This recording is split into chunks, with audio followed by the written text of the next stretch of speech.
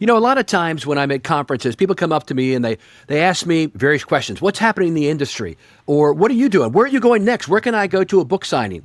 Well, today we're trying something new on Transit Unplugged. I'm Paul Comfort with my co-host Julie Gates. And today we're going to take you inside the world of Transit Unplugged and inside my world a little bit. So this is Transit Unplugged Insider. Thanks for being with us today. And thanks to my special co-host, Julie Gates. Hi, Paul. Good to see you. Hey, Julie is the executive producer of our programs here at Transit Unplugged and the head of the Modaxo Media Group, which oversees what we're doing. Julie, tell us what we're going to be doing today. Well, I think the most important thing is we're going to cover the top 3 issues every transit executive needs to know to thrive today, because it's been a moving target. We have a new administration in, so rules change, leaders change. So we're going to get into that. That to me is the highest priority. But we're also going to get into where people can get to know you and get to be a part of the Transit Unplugged community and find out where we're going to be and what we're doing and what projects are coming up. Yeah, let's get going. I think the premise behind this is we're talking about things that we normally don't get a chance to talk about on our regular interview shows. We want to try this on a more regular basis. So at the end, we'll tell you how to email us and let us know what you think about it. As you're listening to this, think, yeah, I'd like to know more of that, less of this, whatever. All right. Well, I think we need to get into the good stuff, the meat of today's episode. And that is the top 3 issues that every transit executive needs to know to succeed today. The first one is about the FTA leadership. What's the status with Marc Molinaro's nomination as the Federal Transit Administration Administrator? What's happening there? Sure. Well, as you know, Julie, I'm connected with a lot of organizations and work on issues on Capitol Hill that are promoting public transportation. So I hear lots of whispers and things that are going on. It's something that has not really been announced publicly, but I've been told by multiple sources, is that the FTA nominee, Marc Molinaro, most folks know he was up before the Senate Banking Committee and received a positive vote from the committee. So it's been referred to the full Senate now, but it hasn't come on the Senate's calendar yet. What I've been told is that he has been appointed as a special employee, kind of like Elon Musk. People heard of that title with Elon Musk when he was a special employee. It has a limited time frame. I think it's 120 days or something like that. More of an advisory role. He can't bind the organization. The deputy administrator, Tariq Bakari, has been sworn in. He was sworn in on April 22nd, and he is the official, acting director of the agency right now. But Mark is there, is what I've been told. He's been there for a couple weeks now, but he is getting in the mix of things and helping the organization overall. So that's something that you haven't heard really anywhere. So he'll have a limited time, like 120 days or something in that role then, if it's similar to the Elon Musk situation. Yeah. He got a bipartisan vote out of the committee, and there are unions that are supporting him. And so the thought is he won't have any trouble being confirmed once his name actually gets put on the calendar of the full Senate. So the thought is within that amount of time, this should take place. Okay. Topic number 2 of the top 3 issues that every transit executive needs to know today. It is public transportation federal funding. There was a lot of fear that the Trump administration would significantly cut public transit funds. What's going on? Yeah, that's a great question. And again, these are questions that we can't always get to when I'm talking to another executive. So that's one of the reasons why we want to do this show, is to kind of keep people up to date on what's really happening in Washington, D.C., as we understand it. So after the July 4th recess, the House of Representatives is expected to mark up the transportation appropriations bill for next year. The Senate is working toward a bipartisan markup of its transportation bill.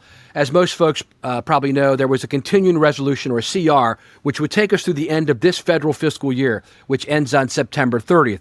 The new fiscal year starts on October 1st.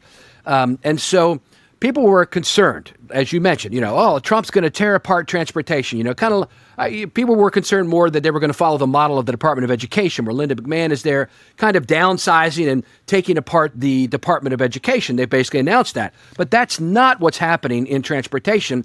And the proof is in the pudding, right? The president submitted his budget, and it was an actual increase of funding for transportation. Let's walk through some of the details because they haven't been widely covered. So the current funding resolution we're under for FTA funding, the Federal Transit Administration, provides them $20.5 billion, a portion for public transportation.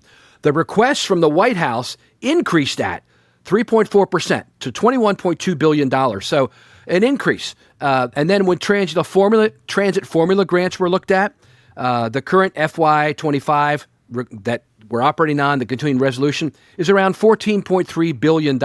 Again, President Trump has requested an increase in those funding, a 2% increase. And then the big one that everyone was worried about, I'd heard this from many, many people. Oh, they're going to kill SIG grants, the capital improvement grants, the capital investment grants. No, they didn't.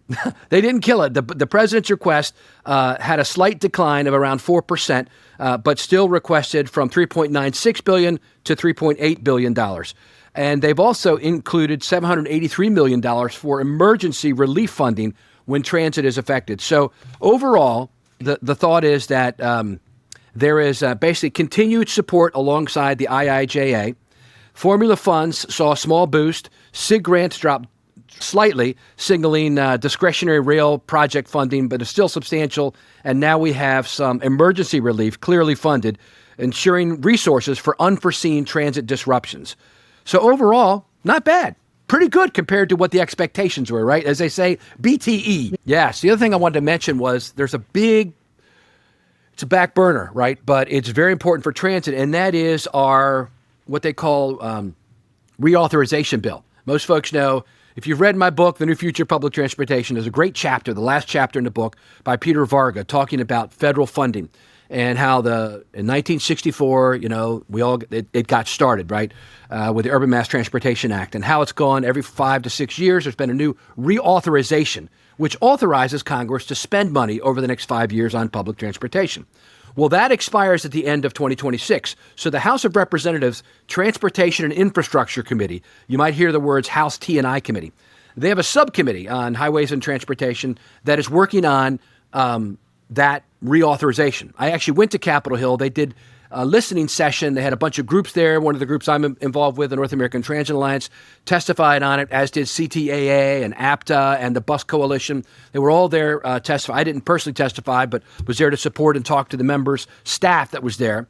And then they had a public hearing where they had people come and testify, and now they're involved in writing that Reauthorization Act. They're still open to input, and what I've been told just this week is that they hope to have that drafted complete by the end of summer, by the end of August, and then go in after Labor Day, come in and do some other work, and then have it on the floor. That's what they told me, their staff told me, by the end of the year, so that they can go through the vote, and then it'll be sent to the Senate for their consideration in 2026 at some point.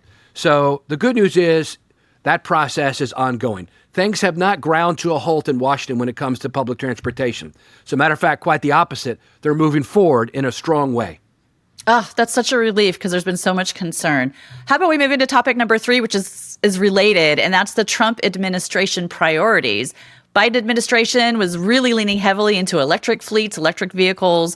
What's important to the Trump administration when it comes to public transportation? This will be kind of like a cheat sheet for everyone who's in leadership to know what talking points to use when they're putting things forward. So they're speaking to the administration who's deciding who's getting funding.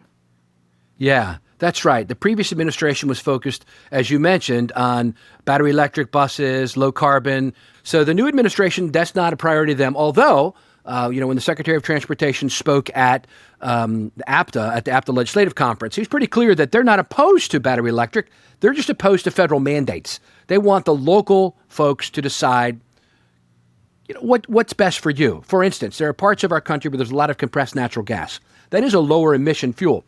Places like Kansas City, Fort Worth, et cetera. There's big places up in Canada where I've been up there where there's a lot of CNG. So the idea that I'm understanding is the Trump administration wants you to make your local decision, and they're not going to prioritize your request based on the fact whether it's battery electric or not. And the other focus that I've heard is, obviously we've all heard it, is safety, right? Safety is number one. It really is with this administration when it comes to transportation funding and public transportation in general. I mean, the Secretary of Transportation's ridden the New York City metro system and talked to them about, you've got to do more on safety. When we interviewed Randy Clark recently, the CEO of WMATA, he told me that, they had a letter sent to them that required them to respond about what are you doing to improve safety. So we've seen really a shift, Julie, over the last couple of years where we were moving away from police on transit and enforcing of fares, et cetera, to now the pendulum swinging back the other way. Where it is more focused on safety. I think the other thing we're going to hear coming out of Washington, the whispers I'm hearing, is a more focus on the core principles of not only safety, but efficiency, reliability, and the customer experience, customer satisfaction. They really want people who who use transit to be satisfied with the services they're getting. They want to be focused on improving families. They've even tied that into some of the funding requests for prioritization. So I think we're seeing a return to traditional KPIs, key performance indicators for transit: safety, efficiency, reliability, customer service. Those are the factors that I'm hearing that new administration is focused on. As our transit agencies across North America are figuring out messaging, I mean, they've got marketing teams pushing out social media. They've got people writing grants, all of these things. It seems to me one of the messages I'm seeing that appears to be really effective is pushing economic development, how transit is helping with economic development. And I know we've seen lots of examples of that in our filming when we've been on location for Transit Unplugged TV. There's a lot of episodes. If people want to sneak peek on how to do TOD, you want to share a couple of those episodes, like who does it well? I think Kansas City, the KCATA, has done TOD really well. Yeah, that's right. Frank White's out there. I just saw him this week on LinkedIn talking about it again. Yeah. He's a good friend of the show and doing a great job. And also, Michael Oglesby in Tucson, which is our number 2 watched ever show, right behind Brisbane. We did a big segment there about the $4 billion of economic investment that their light rail line has brought in over the last decade. And so we were just down with Corey Cuff Lonergan in Broward County, and their episode of the television show will be coming out in August. And she's talking about the value for the county, they're a county agency, the value to the county of the economic development that the investment in public transportation will bring. So I think you're right. That is another big factor when it comes to how transit can improve a community. Yeah, I mean, our shows are really meant to be kind of like helpful guides for everyone working in the industry. So if you want to pop on and look at any of the Transit Unplugged TV episodes, they're on YouTube. And we've got at least 4 really good shows talking about transit-oriented development. We've got the KCATA. I think SAC-RT in Sacramento was mentioning it. That's right. Memphis, Matta has a good story too. So if you need like some tips on how to do it, check out what your colleagues are doing. We've covered their stories for you, so you can check them out. All right. Well, do you want to do some industry hot topics? Do you want to make a quick transition into that for a little bit? Okay. What about congestion pricing? This has been such a big on-again, off-again story going on in New York City. What are you hearing? What's the latest? Yeah, so it's a great question, Julie. We've had a couple shows with people in New York in the past, but that's the last update's been like 6 months ago. I think most people know that in general, congestion charging, they have it in Singapore, they have it in London, they have it in a few other places where basically there's a tag reader that reads your tag as you come into a predefined area or an easy pass, and you'll get a charge in an area that is heavily congested. And the thought is it will reduce congestion in that area and reduce the smog and mitigate the pollution that's in that area. So New York had talked about doing it for a long time, New York City. And they finally did it and launched it, the Central Business District Tolling Program, on January 5th of this year. And it applies to vehicles entering Manhattan south of 60th Street. It's called the Congestion Relief Zone. And during peak hours, drivers are charged $9 per entry. The toll is about 75% lower overnight. Over time, the tolls are intended to increase to $12 by 2028 and $15 by 2031. What's the impact, Ben? Well, it's still early in the program, right? We've only had about 4 or 5 months, about 5 months worth of data. But so far, it looks like daily traffic in the congestion zone has dropped around 10%. Around 70 to 80,000 less vehicles decline over the previous year. Vehicles are now moving, we are told, 5 to 10% faster during the peak periods. So it has reduced traffic congestion some in New York City. How much money has it generated? Well, so far, for the first 4 months of 2025, through the end of April, it's generated about $216 million. And so it's tracking to collect around $500 million a year from the congestion charging. And those funds are earmarked for the MTA's capital program, including essential repairs and upgrades. And I'm happy to kind of get a preview today. We've just gotten the thumbs up that I'm going to be able to interview the new president of MTA New York City. That'll be an upcoming episode later this year. Now, what's happening on the legal side of things? So most folks know the Trump administration attempted to revoke federal approval and threatened to withhold funding in New York as related to that. But the MTA secured a temporary injunction, and a federal judge has blocked the Trump administration's attempt to cut funding, keeping tolling in place at least through this month, and they may give some extensions. So that's the current status of it. That's interesting. I do a weekly Transit Unplugged News Minute for those of you who don't know, and I came across a report on this too. This report was saying that the toll is reducing traffic delays by 25%, this particular report. And that they said that drivers are saving 17 minutes for every hour that they previously spent an hour in their car there. It's interesting to watch. Are you getting any vibes of other cities in the U.S. giving this a shot? Or is everybody kind of all eyes on New York right now? All eyes are on New York. I mean, there's always been talk about maybe in L.A. or in Chicago. There's been some discussion, but nothing serious as far as I've heard. Okay, one other hot topic, and then we'll move into where you're going to be so our audience can have a chance to build a bigger community and work together. I'm curious about something that you covered in a podcast episode recently, something I'd never heard of before called green hydrogen. What do you know? What is this? Yeah. So, most folks know that hydrogen is one of the fuels that we're using to power buses now. The four big fuels right now for buses are clean diesel, which is still the majority of vehicles on the road in America. 2 would be compressed natural gas, CNG. 3 would be this hydrogen fuel, and 4 would be battery electric. So battery electric has been the up-and-coming technology over the last decade. It's been really pushed by the Biden administration. As I mentioned, it won't be pushed by the Trump administration. They basically announced that they're not prioritizing that or giving you a priority based on that, but they're not going to oppose it either. It's up to the locals, what the secretary said at the APTA conference. So hydrogen, though, and in my book right here, I have 2 or 3 chapters focused on that, on hydrogen, because I really believe it is an up-and-coming technology for those who are interested in cleaner emissions from it. So green hydrogen is a clean fuel produced by using renewable electricity, like solar or wind. A lot of regular hydrogen can being used natural gas. The idea is it's electrolysis. The process is to split the water molecule into hydrogen and oxygen, right? H2O. And you take out the hydrogen and that becomes a powered fuel. And the only water vapor is the byproduct, right, of that. Mm-hmm. So it's super clean. I've heard people even, talk about all kinds of things, drinking it and all that, which I would never recommend anybody do. But don't do it. It's very clean. So unlike traditional hydrogen made from natural gas, green hydrogen has 0 carbon emissions because it's used. The power source used to create the electrolysis is a renewable source, such as wind or solar. That's the idea. Interesting. Yeah. Well, thank you. That's something I hadn't heard about yet. I'd heard about the hydrogen, but not the green hydrogen. Okay. Well, I think we need to do an In Case You Missed It segment. And that is, what are some recent shows that our audience should not miss or they'll be left behind? Because you've been talking to a lot of really interesting newsmakers in our industry. Yeah. Michelle Stoller is our, from Boston, the MBTA paratransit manager. That's our biggest listened to show probably of the last year or two. It talks about what's happening in Boston when it comes to paratransit. For those of you who are headed to Boston, like I will be in September for the APTA conference, it's a good kind of predicate to getting there, understanding about what's going on in the Boston area. As for our television show, I would encourage people to tune into the Tucson episode.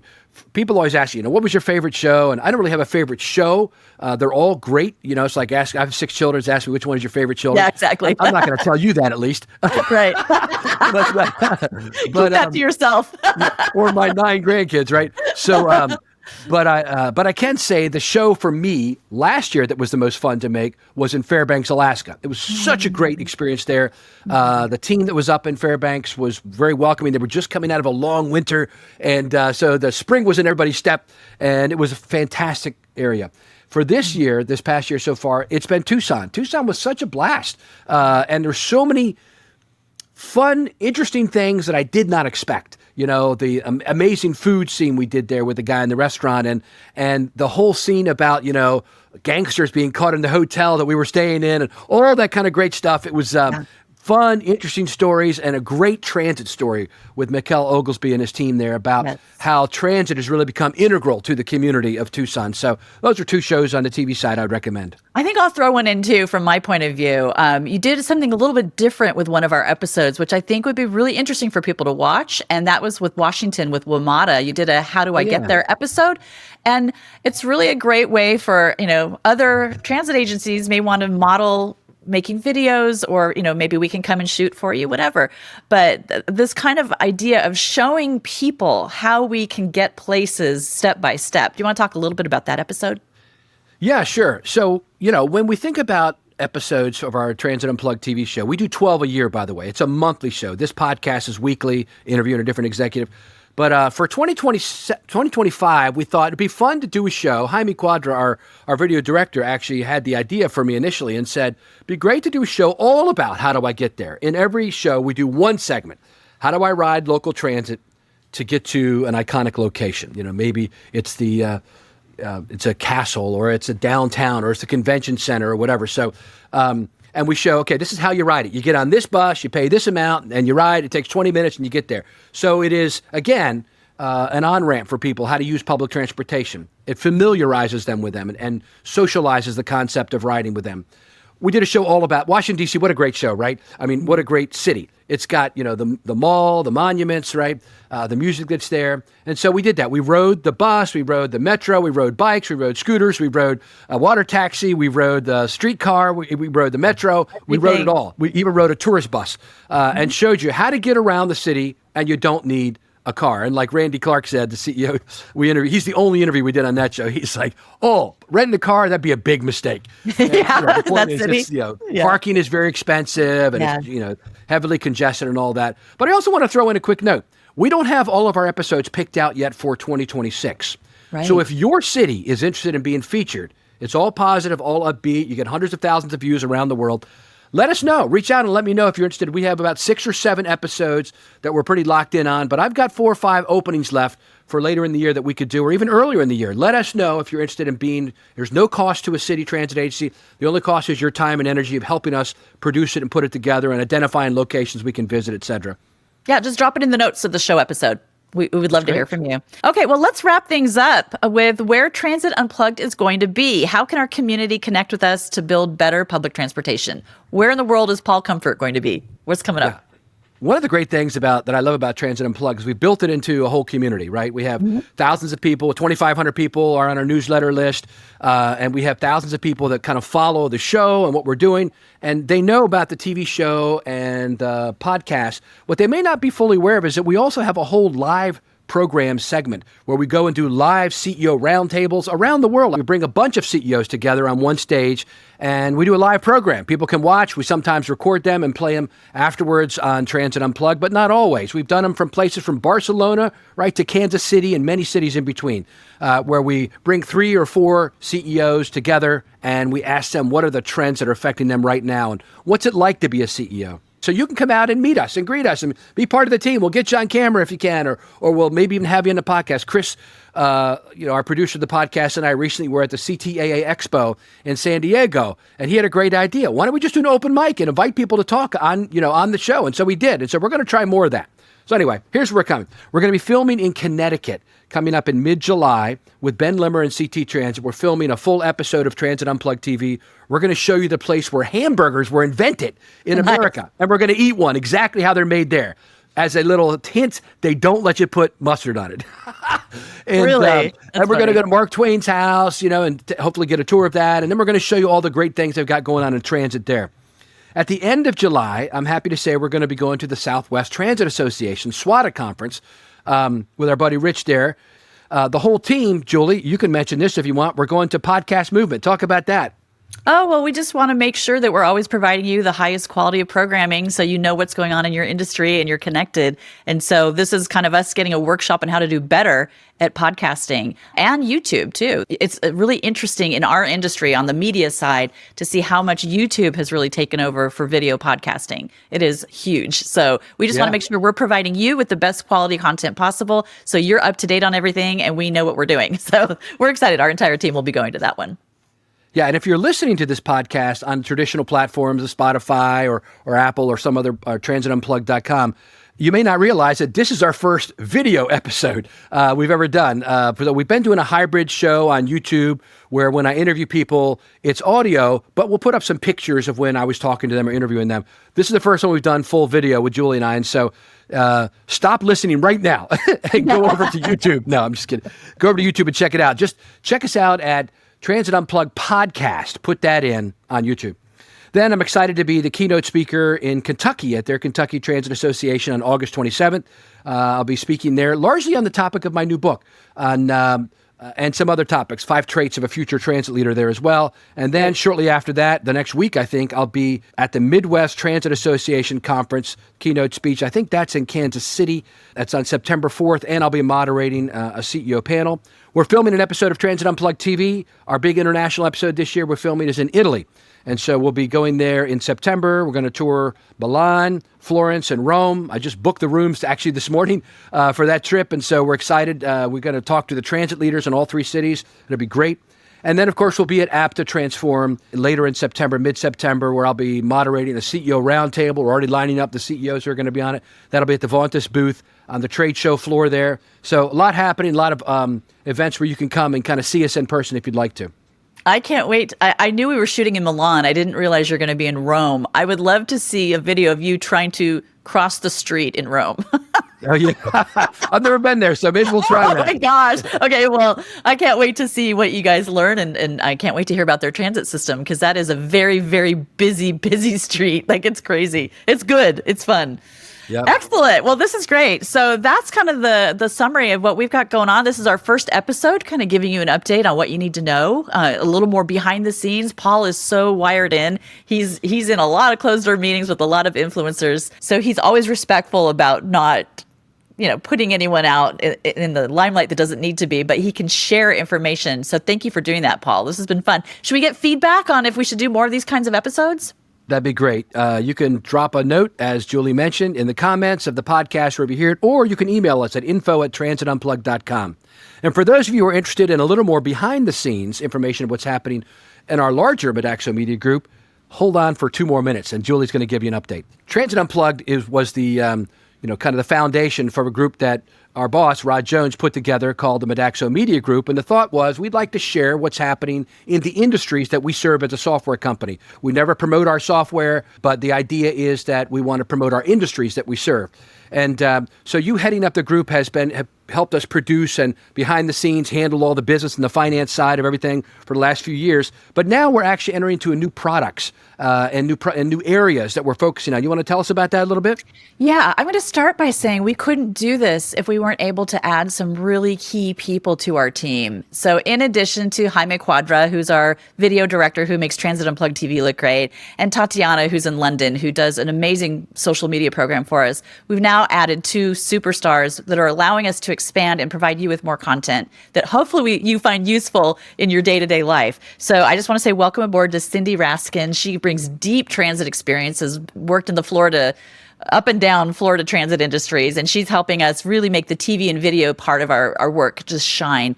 And then we also brought in Chris O'Keefe, who has developed and produced award-winning podcasts. He's worked on all kinds of who's from MIT and Amazon, Cirque du Soleil. He is helping us scale our podcast programs, and that's where we're leaning in right now. So a lot of us in the transit space are also interested in other ways we move people. So if you want to know a little bit more about what's going on with parking and curb management, that impacts transit a lot. We are starting a new show called Parking Live. We have 2 really great voices, one based in the UK, one based in Chicago. We have Jade Neville and Matt Darst. They are big influencers in that space. They both have done a lot to make parking. I mean, who knew parking was a full industry, but it truly is. So we've just started Parking Live. You can find out more information about that if you check them out on LinkedIn. And then Chris is also helping us spearhead a new airport and aviation podcast called The Aviation Report. And we're in the beginning stages of that. But we're trying to do the same deep dive in industry like we're doing for transit with Transit Unplugged. We're now doing this for aviation, airports, and parking and curb space. So stay tuned, and we will share more info as it unfolds. Well, thanks again, Julie, for being joining me on this episode, the special episode of Transit Unplugged, the podcast. Transit Unplugged Insider, I think we're going to call it. Love it. And as we show you the inside what's happening. Any final thoughts you have?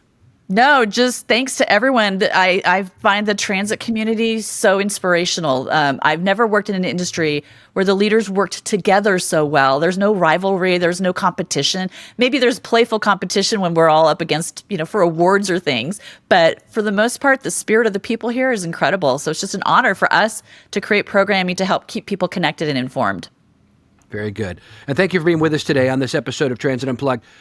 Be sure to tune in every week on your favorite platform. Check us out on YouTube if you want to see as well as hear some of what we're talking about. We've got some great guests coming up right around the corner.